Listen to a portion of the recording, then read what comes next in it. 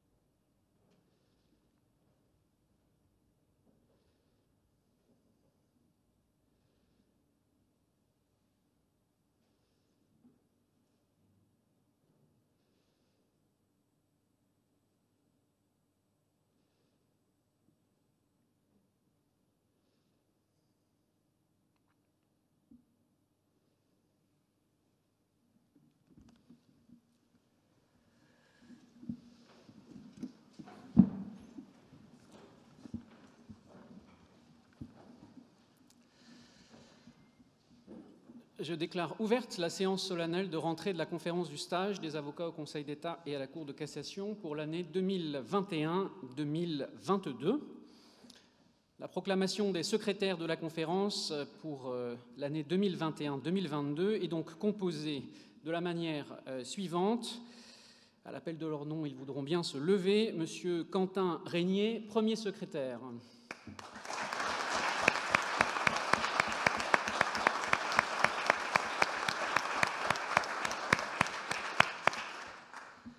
Monsieur Vincent Lassalle-Billet, deuxième secrétaire.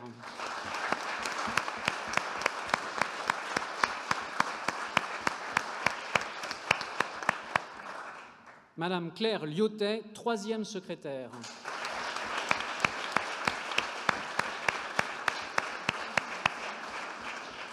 Et Madame Andrea Londonio Lopez, quatrième secrétaire.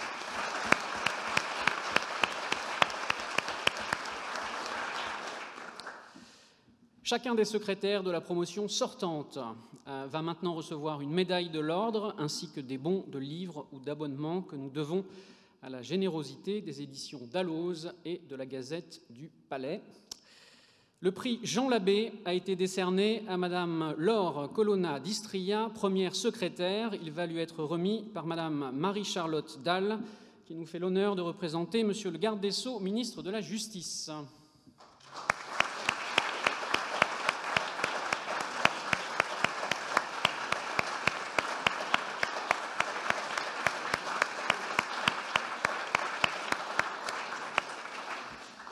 Le prix Gaston Mayer François Lioncan a été attribué à M. Nabil Kenana, deuxième secrétaire. Il va lui être remis par M. Bruno Lasserre, vice-président du Conseil d'État.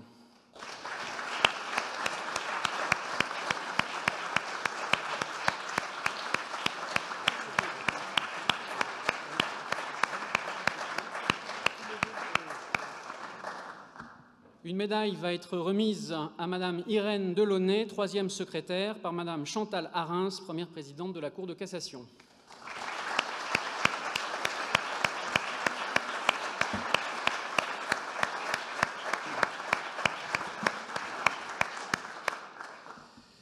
Et enfin, une médaille va être remise à Monsieur Nicolas Guerrero, quatrième secrétaire, par Monsieur François Molins, procureur général près la Cour de cassation.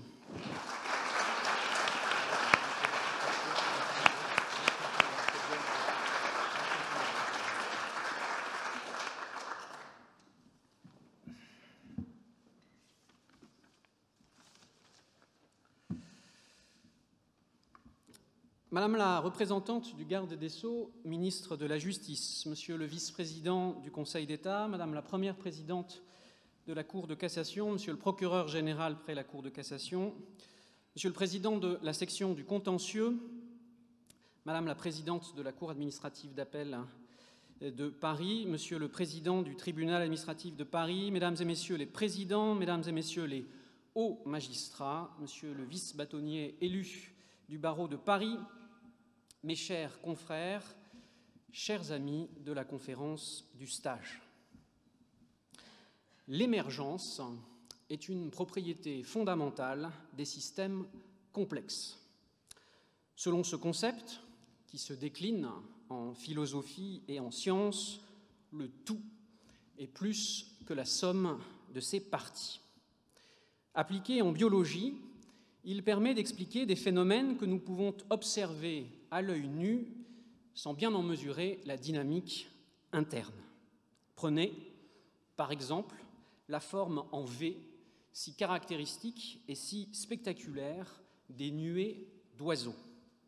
Ils suivent le même tracé et par une sorte d'état de grâce, comme s'il n'y avait plus à un seul moment qu'un seul battement d'ailes, ils s'assemblent pour affronter ensemble la distance et les éléments avant de se séparer et de reprendre chacun leur route. Nos yeux sont attirés par le sommet de la nuée comme si un oiseau avait été choisi comme pilote pour donner seul la direction d'ensemble. Il se trompe.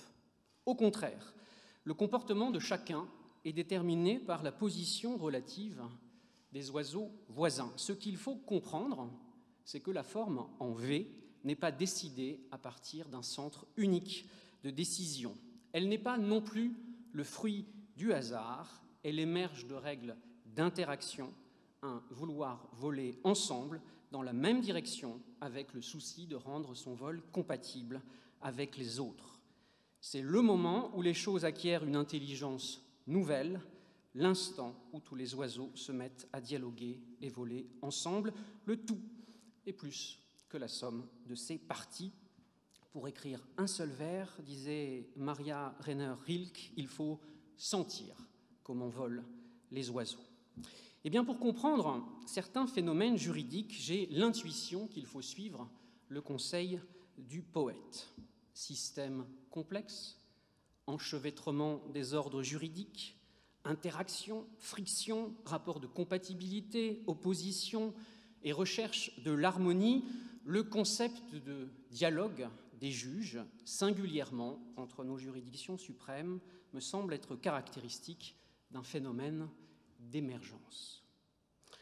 De la décision Cohn-Bendit à l'arrêt French Data Networks, 42 années séparent le commissaire du gouvernement Bruno Genevoix et le rapporteur public Alexandre Lallet au pupitre de la section du contentieux. Le premier est l'inventeur de la formule. En appelant au dialogue des juges avec la Cour de justice de l'Union européenne pour la première fois dans ses célèbres conclusions, il a mis en lumière les interactions du droit irriguées par des sources multiples et il n'a jamais cessé de vouloir lui donner une consistance pratique. Le refus de dialogue, a-t-il dit, loin d'être un signe de force, serait au contraire un aveu de faiblesse. Le second, à l'instar de ses collègues qui se sont succédés au pupitre, s'est confronté à la réalité souvent complexe, parfois rugueuse, du dialogue transjudiciaire, privilégié lui aussi une logique de conciliation entre droit national et droit européen. C'est toujours, a-t-il dit, cette voie que vous privilégiez en présence d'un conflit entre normes supérieures. Le constat d'échec du dialogue des juges, nous dirions même désormais du concert des juges, ne peut être qu'une solution de dernier recours. Le glissement est bien là, vous l'avez entendu, du dialogue au concert des juges, éviter la cacophonie, jouer sa partition dans le respect de celle des autres acteurs. L'analogie musicale met bien en lumière un phénomène d'émergence renforcée qui mérite qu'on s'y arrête quelques instants à un moment de notre histoire où le principe de prééminence du droit semble fragilisé par des vents contraires. Le concept de dialogue des juges est régulièrement critiqué par ceux qui s'inquiètent de cette coopération et dénoncent une forme avancée de gouvernement des juges avides de pouvoir, et par ceux, à l'inverse, qui voudraient le réduire à une peau de chagrin en le présentant comme un concept mythique, superficiel et creux, destiné à camoufler des improvisations. Il faudrait savoir.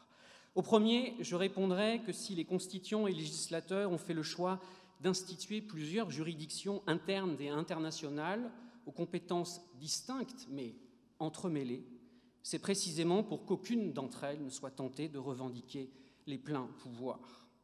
Au second, je dirais que l'observation des mouvements jurisprudentiels depuis le début de la crise sanitaire démontre que le dialogue des juges n'est pas un concept marketing, notamment entre cours nationales. Cela fait bien longtemps que le Conseil constitutionnel, le Conseil d'État et la Cour de cassation ont cessé de regarder leur propre ordre juridictionnel avec les yeux de la complétude. La Cour de cassation a jugé, la première, que les prolongations automatiques de détention provisoire sans contrôle à bref délai par un juge étaient contraires à l'article 5 de la Convention européenne des droits de l'homme, même en période d'état d'urgence sanitaire. Le Conseil constitutionnel a ensuite fait la même analyse sous l'angle de la constitutionnalité. Et le Conseil d'État, à la demande de l'ensemble des organisations d'avocats et d'avocats au Conseil, a dit la même chose dans son arrêt du 5 mars 2021. Quant aux conditions matérielles de détention, sujet si essentiel dans un État de droit, la Chambre criminelle a infléchi sa jurisprudence à la faveur d'un authentique dialogue des juges initié par la Cour européenne des droits de l'homme dans sa décision JMB. La Cour de cassation ouvre ainsi la voie à un recours effectif devant le juge de la détention et des libertés en articulant questions prioritaires de constitutionnalité et contrôle de conventionnalité. Loin de s'exclure ou de se contredire, les contrôles se complètent. Et en renvoyant la question de constitutionnalité au Conseil, La Cour sait qu'elle rend possible une intervention du législateur pour une meilleure sécurité juridique. Elle apporte sa pierre à la mise en place d'un système interdisant que les détenus soient soumis à des traitements dégradants. Elle envoie le message qu'elle ne construira pas à elle seule tout l'édifice de cette protection, les décisions devant s'adosser les unes aux autres dans un mouvement vertueux dont le législateur devra ensuite s'emparer, suivant ainsi les conclusions de l'avocate générale Sandrine Zientara. Les ressorts de ce dialogue jurisprudentiel peuvent certes avoir quelque chose de mystérieux, surtout lorsqu'il n'est pas organisé par des mécanismes de renvoi préjudiciels. Il n'existe pas de mode d'emploi ou de manuel du dialogue des juges à l'heure de la mondialisation du droit. Les étudiants en droit souffrent un peu lorsqu'on leur demande de commenter ces arrêts. L'exercice, vous le savez, peut tourner de temps en temps au casse-tête. Mais je suis intimement convaincu que ce qui guide d'abord et avant tout nos juges suprêmes dans ces circonstances, ce n'est pas la course au précédent ou à l'innovation. C'est au contraire le sens des responsabilités au moment de statuer sur une affaire. Il est inhérent à l'office du juge de cour supérieure d'être attentif à l'environnement juridique et aux effets de ses décisions. C'est ce qui permet à nos droits d'être effectifs et concrets.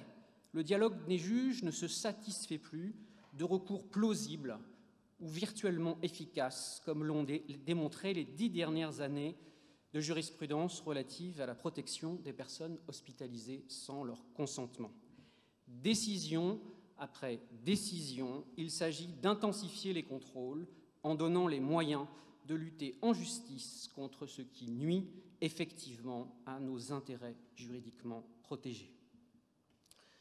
Juges et avocats auprès des cours suprêmes, nous ne cessons de nous poser la question du doyen génie. De quelle façon, juristes consultes, travaillons-nous en fait? De quelle façon devons-nous travailler, disait-il. Eh bien, pour le juge, il me semble que ce qui est essentiel aujourd'hui, à l'heure du concert des juges, c'est la motivation de ces décisions.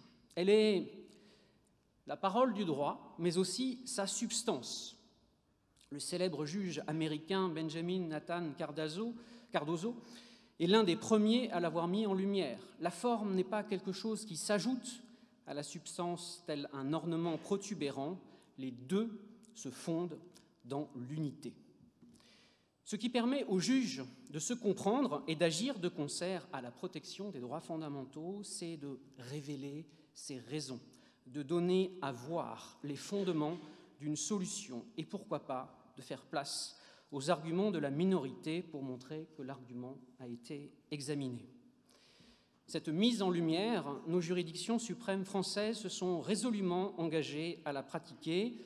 Les motivations sont enrichies, elles donnent la règle ou le principe ou les justifications, elles appellent au dialogue des juges en citant d'autres décisions ou en mettant en œuvre les mécanismes de coopération juridictionnelle. Et tout autour de ces décisions, des travaux émanant des juridictions permettent d'accompagner ce mouvement de transparence. Conclusions de rapporteurs publics et d'avocats généraux, rapports, communiqués, commentaires ou ouvrages hybrides qui regroupent un peu tout cela, loin d'être une zone grise ou un moyen de contournement, ils contribuent à favoriser la compréhension des ressorts d'une décision. Quant à l'avocat, il a un rôle essentiel à jouer pour faire vivre le dialogue des juges au bénéfice des justiciables et du droit. Les juges ne sont pas seuls. Dans son Beaumarchais, un aventurier de la liberté, Éric Orsena recommande aux avocats au Conseil, afin de ne pas assommer ses anciens collègues du Palais Royal, qui s'épuiseraient les yeux dans nos mémoires, de s'inspirer des feuilletons judiciaires du XVIIIe siècle pour pimenter nos écrits futurs, délasser les dieux et décoincer les avocats. Tout un programme. Alors, employons-nous à délasser nos juges en suggérant des renvois préjudiciels à la Cour de Luxembourg en soulevant des questions prioritaires de constitutionnalité et en proposant des renvois pour avis à la Cour de Strasbourg. Saisissons-nous pleinement du droit comparé pour éclairer nos juridictions sur ce qui se passe ailleurs en nous rappelant l'opinion de Lord Bingham dans l'affaire Fairchild. Si une décision rendue dans notre pays heurte le sens premier de la justice et s'il ressort de la consultation de la jurisprudence étrangère que la plupart des cours adopteraient une solution différente mais plus acceptable, quelle que soit la tradition à laquelle elle appartient, cela devrait nous commander une révision de notre position. Dans un monde qui chancelle, il y a une vertu à adopter des solutions identiques, quelle que soit la diversité des chemins par lesquels on y arrive. Soyons créatifs en nous décoinçant, c'est-à-dire en imaginant et en réclamant des contrôles juridictionnels à la hauteur des enjeux, notamment de la protection de nos libertés fondamentales. Faisons bouger les lignes en suggérant aux juges de cassation de toujours considérer qu'un moyen de conventionnalité et de pur droit est peut-être soulevé, même pour la première fois, en cassation. Dépassons les limites en nous rappelant que l'Assemblée du contentieux du Conseil d'État elle-même nous a solennellement confié une partie des clés de cette articulation des contrôles dans sa décision Fédération CFDT des finances du 16 décembre 2020. Le requérant, dit cette décision, a le choix des moyens qu'il entend soulever, en particulier lorsque des principes voisins peuvent trouver leur source dans la Constitution, dans des engagements internationaux ou dans des principes généraux du droit. À défaut de précision quant à la source du principe invoqué, il appartient au juge d'opérer son contrôle au regard de la norme de référence la plus conforme à l'argumentation dont il est saisi et à la forme de sa présentation. Mesdames, Messieurs, le dialogue des juges est bien caractéristique d'un phénomène d'émergence. Il ne ressemble pas ou plus à un cours magistral où le professeur ferait un cours devant des étudiants passifs. Il se nourrit d'interactions réciproques, comme l'a bien montré la question de la protection de nos données de connexion, nos traces électroniques. La Cour de cassation a posé des questions préjudicielles, alors même que la Cour de justice avait déjà une jurisprudence. Reposer une question en incitant la Cour à revoir sa position et en expliquant pourquoi dans les motifs du renvoi, c'est provoquer un dialogue multilatéral des juges qui peut aller jusqu'à exprimer un désaccord.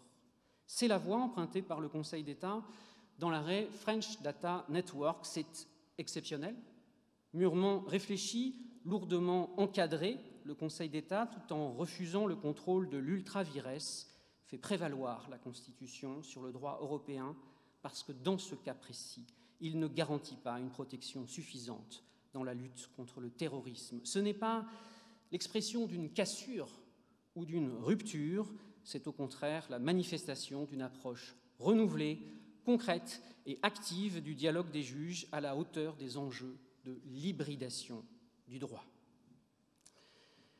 Cette traditionnelle rentrée solennelle de la conférence du stage est l'occasion de vous réunir, Monsieur le vice-président, Madame la première présidente. Ce n'est pas nouveau, c'est l'une des missions essentielles de votre barreau commun qui s'emploie depuis toujours à contribuer à un dialogue vivant entre vos deux juridictions.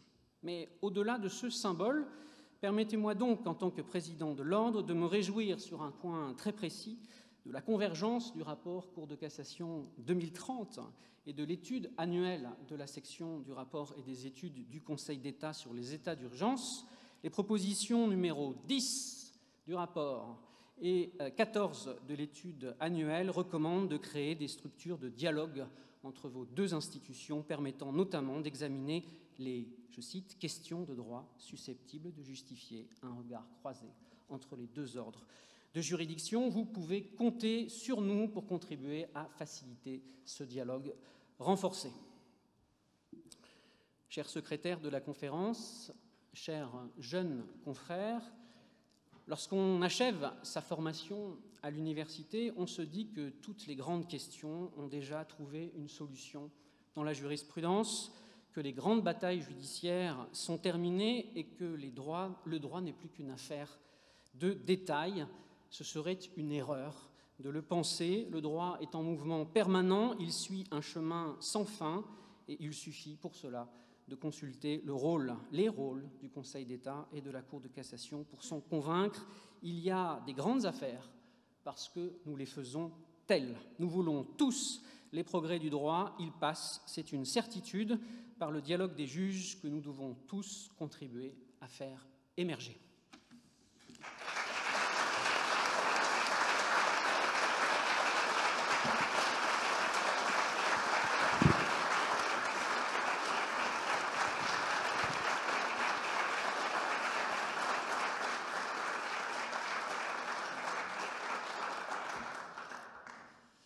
Et maintenant, place à la légende. Comme dans un western de John Ford, pour ceux qui sont cinéphiles, quand la légende dépasse la réalité, c'est la légende qu'on imprime. Eh bien, cette légende, cet après-midi, c'est celle du rapporteur public. Et c'est Laure Colonna-Distria, première secrétaire, qui va prononcer l'éloge du rapporteur public, étant précisé que ce discours va être prononcé et dédié à la mémoire d'Édouard Crépet. Merci, Monsieur le Président. Nul homme sérieux, assurément, ne se risquera jamais à écrire et à livrer sa réflexion à l'envie et à l'incompréhension des hommes. Dans un éloge écrit de la parole, Platon justifie, non sans ironie, le choix de Socrate de ne jamais rédiger ses enseignements et d'ajouter qu'un discours, une fois écrit, vagabonde de tous côtés. Madame la représentante du garde des Sceaux, Monsieur le vice-président du Conseil d'État, Madame la première présidente de la Cour de cassation, Monsieur le procureur général près la Cour de cassation, Monsieur le président de la section du contentieux du Conseil d'État, Mesdames et Messieurs les présidents, Mesdames et Messieurs les hauts magistrats, Mesdames et Messieurs les rapporteurs publics, Mesdames et Messieurs, s'il est un homme sérieux que nous écoutons lire ses écrits avec intérêt en les empêchant de vagabonder, c'est bien le rapporteur public. Lui qui est à la croisée des chemins de l'oralité et de l'écriture, lui qui depuis 190 ans est toujours à l'ouvrage et aujourd'hui encore dans la force de l'art. Son éloge, c'est celui de l'ensemble des commissaires du gouvernement et des rapporteurs publics qui ont porté cette fonction, l'ont étoffée, comme autant de tableaux composent l'œuvre du peintre. Le rapporteur public incarne le Conseil d'État et son impérialisme commissarial a traversé les âges, pour reprendre le mot des présidents Bernard Stirn et Jacques-Henri Stahl. Il faut reconnaître à celui qu'on a pu appeler le tombeur de jurisprudence une véritable permanence et une grande fidélité à sa fonction, malgré ses changements de nom successifs. Ministère public dans l'ordonnance du 12 mars 1831, commissaire du roi dans l'ordonnance du 18 septembre 1839, commissaire du gouvernement pour la première fois, semble-t-il, dans le règlement intérieur du Conseil d'État du 29 mai 1849, avant d'endosser ses habits neufs du rapporteur public avec le décret du 7 janvier 2009. Depuis la décision Gervaise de 1957 jusqu'au Code de justice administrative, son rôle n'a pas fondamentalement changé. À l'instar de son cousin, l'avocat général près la Cour de cassation, qui éclaire la Cour sur la portée de la décision à intervenir, le rapporteur public doit exposer publiquement et en toute indépendance son opinion sur les questions que présentent à juger les requêtes et sur les solutions qu'elles appellent. Mais son rôle ne s'arrête pas là. On a aussi pu dire de lui qu'il est la chair juridique derrière l'os juridictionnel.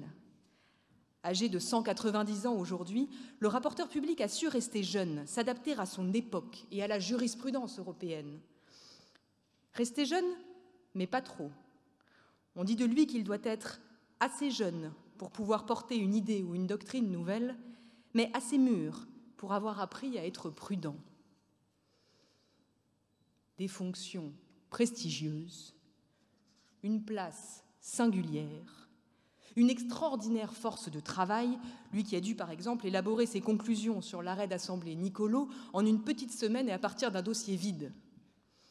Une expérience de près de 2 siècles et pourtant éminemment actuelle. Les facettes de la personnalité de ce monument dans l'histoire de la juridiction administrative sont multiples.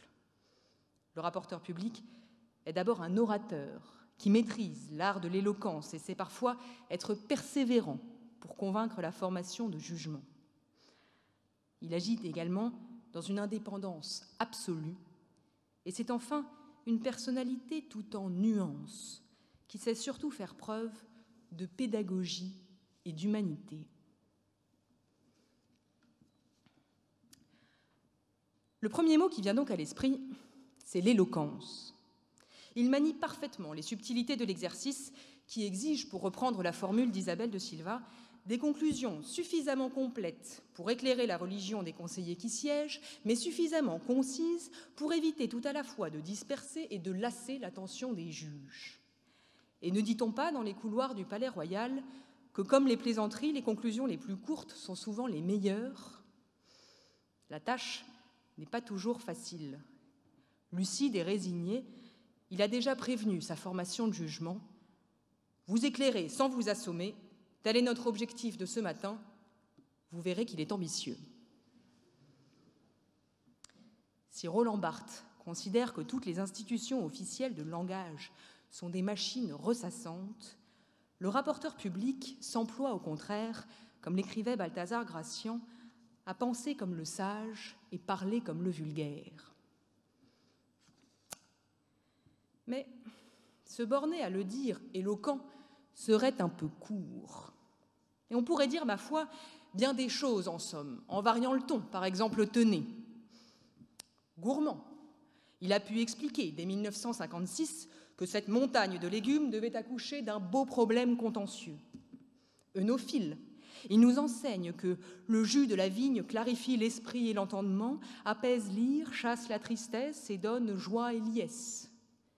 Opiniâtre, il nous rappelle que celui qui n'enfourche pas le succès en se tenant au crin manque sa fortune. Érudit, il nous éclaire sur l'étymologie des mots salaire, hybride ou biométrie. Il nous renseigne sur la plante Alpinia purpura et nous apprend que la période de gestation chez l'ânesse dure 1 an, tout comme la période maximale durant laquelle peut s'étendre un examen contradictoire de la situation fiscale personnelle d'un contribuable à compter de la réception de l'avis de vérification.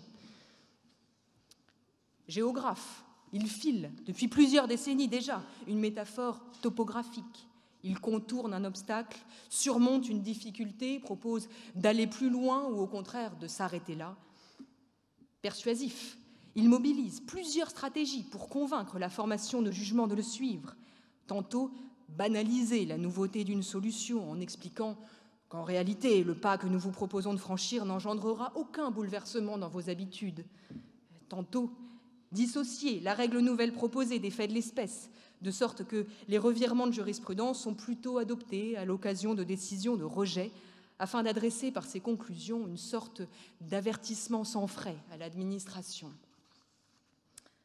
Bref, le rapporteur public a du nez. Mais ce héros n'est pas toujours immédiatement suivi. Il lui faut alors faire preuve de persévérance. Si ces combats ne furent pas tous victorieux, beaucoup furent livrés avec le seul souci de prendre date. Le rapporteur public est patient. Il a ainsi fallu 12 ans de conclusions contraires pour obtenir l'application de l'article 6 de la Convention européenne des droits de l'homme en matière disciplinaire, 7 ans pour admettre l'indemnisation de la douleur morale en droit de la responsabilité de la puissance publique, 5 ans pour étendre le recours pour excès de pouvoir aux actes détachables des opérations électorales, 11 ans pour ouvrir le prétoire aux mesures prises par l'administration pénitentiaire. Le revirement est décidément un plat qui se mange froid. Si tout cela a nécessité beaucoup de persévérance, il lui a également fallu faire preuve d'indépendance. C'est d'ailleurs un trait de personnalité que lui a très rapidement attribué la doctrine. La Ferrière a considéré, dès 1896, que le commissaire du gouvernement a le caractère d'un ministère public, concluant selon la loi et selon sa conscience. Et ce, dès 1852, dans l'affaire des biens de la famille d'Orléans, où il s'est même rendu coupable d'avoir refusé de conclure contre sa conscience. Il est indépendant au regard de la juridiction, de la section administrative concernée, mais aussi de la jurisprudence existante. Il a d'ailleurs souligné, non sans impertinence, que l'ancienneté d'une jurisprudence n'est pas ipso facto une preuve de qualité juridique. Et son indépendance va même plus loin, au regard de ses propres conclusions. En 1979, 8 ans après la décision d'Assemblée du Conseil d'État Villeneuve-Est, il a affirmé qu'il n'a jamais parfaitement compris l'intérêt de la théorie du bilan.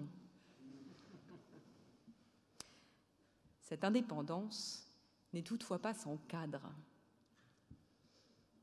Véritable dramaturge, auteur des grands monologues de la jurisprudence administrative, le rapporteur public doit néanmoins observer lui aussi quelques règles d'unité.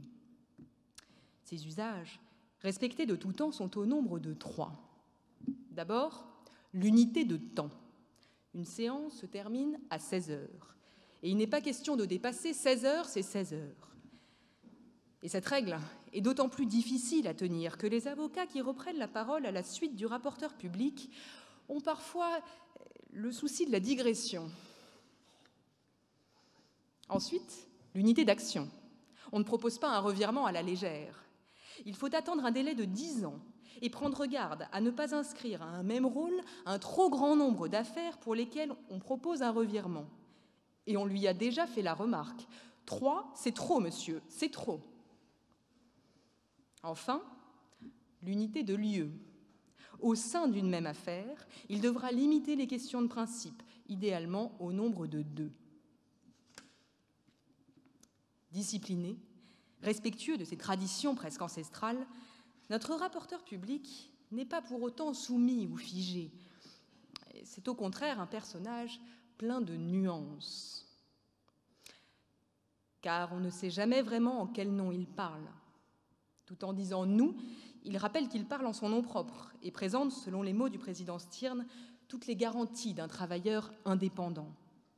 Le président Audent constate pour sa part que tantôt il exerce une influence personnelle considérable sur la formation de la jurisprudence, tantôt il se borne à être le porte-parole d'une sous-section. Quoi qu'il en soit, son action s'insère bien dans le cadre d'une œuvre collective dont il est un des artisans. D'où il parle, mais également à qui. Il ne s'adresse pas qu'à sa formation de jugement. Pour reprendre les mots de Bruno Latour, le commissaire du gouvernement, debout dans sa stalle, fait comme s'il s'adressait à un corps immense, toujours présent, composé de 1000 personnes, depuis longtemps disparues, dont il ne reste que quelques noms prestigieux, qui a pensé, estimé, voulu, décidé, jugé quelque chose. Il s'adresse aussi aux avocats au Conseil et loue régulièrement leur féconde collaboration à l'œuvre de justice. D'ailleurs, l'ordre a collaboré, de manière féconde donc, à la défense du rapporteur public contre les foudres européennes, notamment à l'occasion de l'arrêt Cress contre France. Et la décision s'en souvient, puisqu'elle rappelle dans ses motifs que non seulement l'ordre ne critique pas le commissaire du gouvernement, mais il le juge même excellent et en souhaite le maintien. Au-delà de sa formation de jugement, le rapporteur public s'adresse également aux cours de justice européennes, au Conseil constitutionnel, à la Cour de cassation et à la doctrine. Et finalement, celui qui pourrait ne se sentir qu'indirectement destinataire de ces conclusions, c'est le justiciable qui assiste à une séance publique.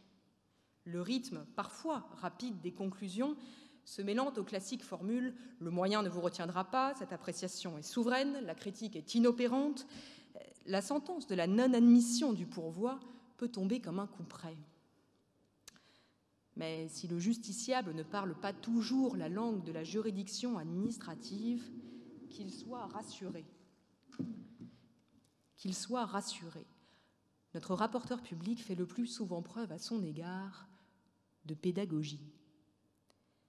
Il explique le raisonnement au justiciable aussi longuement que nécessaire. Il lui permet de s'assurer que son dossier a bien été examiné minutieusement et que la solution proposée n'est pas le fruit du hasard. Il est la juridiction qui parle, qui convainc, qui apaise. Il concourt pleinement à l'acceptabilité sociale de la justice administrative. De la pédagogie à l'égard du justiciable, mais également une certaine humanité. S'il n'a pas pour habitude de jouer du registre de l'émotion, le rapporteur public sait toutefois reconnaître que parfois, pour le requérant, le soleil des jours s'est brisé et pour certains déjà s'est obscurci sans retour. Et confronté à la question de la légalité d'une décision prononçant l'arrêt des traitements d'un patient, question, dit-il, des plus difficiles qu'il ait eu à connaître, qui renvoie aux interrogations fondamentales de l'humanité, au sens de la vie, à la souffrance, à la mort et à l'au-delà.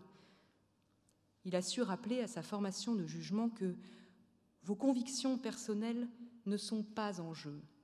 Vous n'êtes pas les garants de la décision médicale, pas non plus les gardiens de la vie à tout prix. Vous êtes les gardiens de la loi. Et lorsque la loi semble trop stricte, il sait suggérer aux formations de jugement de se dépouiller des petites et étroites préoccupations d'un jour fugitif et proposait déjà en 1865 de tempérer par l'équité l'application des dispositions de la loi qui peuvent paraître rigoureuses pour le justiciable. Il a même proposé en 2016 que le juge du référé-liberté puisse, dans certaines circonstances particulières, écarter l'application de la loi qui constitue une ingérence disproportionnée dans les droits garantis par la Convention européenne des droits de l'homme. Le rapporteur public a justifié cette solution dans cette douloureuse affaire relative à une demande d'insémination post-mortem par la recherche d'une saine modestie, placée dans l'affirmation que le législateur français, tout fondé qu'il est à régler le sort des personnes qui se trouvent sous sa juridiction, ne peut pas être réputé avoir entendu régir des situations qui, par la force des circonstances, lui échappent désormais complètement. Conscient du caractère inégalitaire des rapports de droit entre l'administration et les administrés, et plus largement de notre droit public, le rapporteur public est également soucieux des inégalités de notre société, par exemple dans l'enseignement supérieur, pour éviter que le système scolaire transforme nolens volens une hiérarchie sociale en classement scolaire. Éloquence, persévérance, indépendance, nuance. Voilà rapidement brossées quelques facettes de la personnalité de notre rapporteur public. Les 190 ans de conclusion qui viennent de s'écouler témoignent de cette personnalité hors du commun, de ces hommes et de ces femmes qui ont contribué à faire la jurisprudence et à construire notre droit administratif. Cette fonction est d'ailleurs saluée à chaque prononcé de première conclusion par le président ou les présidents adjoints de la section du contentieux et par le président de l'ordre des avocats au Conseil. Le rapporteur public a su s'adapter à son temps, aux exigences européennes, et démontre encore son efficacité. Et par ces motifs, nous concluons à la permanence de son existence.